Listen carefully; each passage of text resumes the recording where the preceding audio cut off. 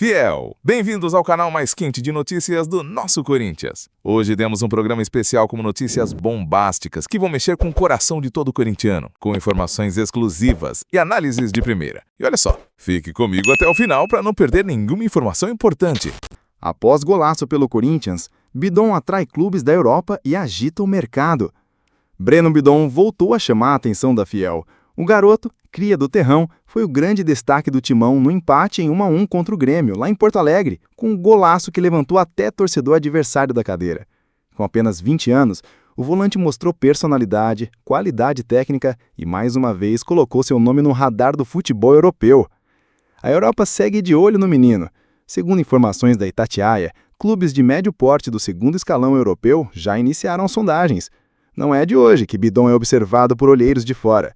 Desde a base, com convocações para as seleções de base do Brasil, o moleque já mostrava que tinha estrela. Mas a realidade é dura. Apesar de toda essa badalação, o Corinthians não acredita que vai pintar uma proposta acima dos 15 milhões de euros tão cedo. Vale lembrar que lá em fevereiro, o Timão já tinha recusado exatamente uma oferta nesse valor, que veio de um clube inglês. A diretoria naquela época apostava que a valorização viria com o tempo. E olha, o futebol dele está mostrando que foi uma boa escolha a segurar. Só que a situação financeira do Corinthians pode mudar esse cenário. O clube trabalha com uma meta ousada, arrecadar mais de 100 milhões de reais na próxima janela de transferências. Até agora, com as vendas de Denner e Guilherme Biro, o Timão já somou 75,2 milhões de reais. Falta pouco, e Bidon pode acabar sendo a peça-chave para fechar essa conta. Por enquanto, o Bidon segue focado dentro de campo. Mostrando maturidade, ele já deixou claro que prefere jogar bola e deixar as negociações nas mãos dos empresários. O contrato dele com o Corinthians vai até o fim de 2029, e para quem quiser levar, a multa para clubes de fora pesada. A diretoria, junto com o executivo Fabinho Soldado e o empresário Fernando Brito, segue acompanhando de perto a situação. Internamente, Bidon é tratado como uma peça estratégica, tanto para reforçar o elenco, quanto como uma possível solução financeira. Na temporada 2024, Bidon já disputou 26 jogos, marcou um gol e deu uma assistência. Foram 18 partidas como titular, sempre mostrando a mesma raça e qualidade que a Fiel tanto gosta de ver.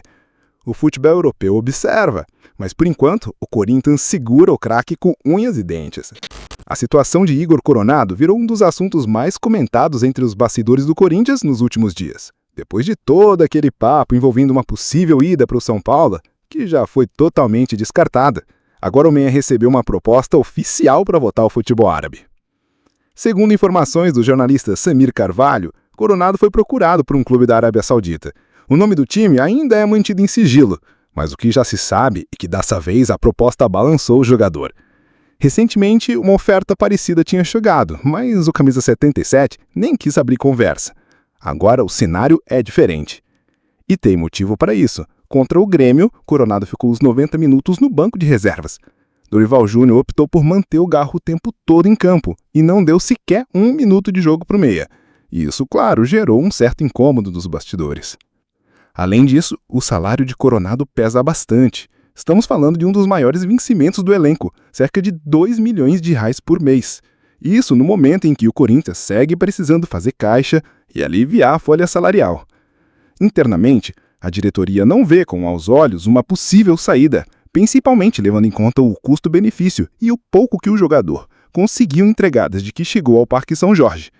As conversas seguem e a expectativa é que a situação tenha um desfecho ainda antes da reabertura da janela de transferências. Afastado da presidência do Corinthians, Augusto Melo trabalha para ter apoio de sócios. Augusto Melo segue em plena articulação nos bastidores do Corinthians. Mesmo afastado da presidência pelo Conselho Deliberativo, o dirigente não tem ficado parado. O foco agora é total na Assembleia Geral dos Sócios, marcada para o dia 9 de agosto. Essa votação pode ser o divisor de águas que vai decidir se ele volta ou não ao cargo máximo do clube. Segundo informações da Itatiaia, aliados de Augusto estão trabalhando pesado dentro do Parque São Jorge. É reunião atrás de reunião com associados, tentando recuperar o apoio que o presidente perdeu entre os conselheiros.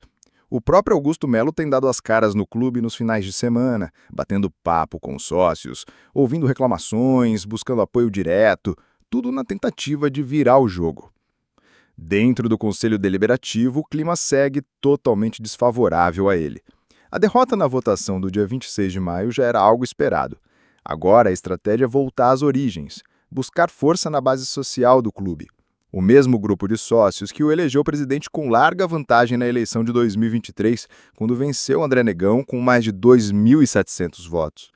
O staff de Augusto entende que chegou a hora dele aparecer publicamente, dar explicações sobre a sua gestão, rebater todas as críticas e apresentar a versão dele dos fatos.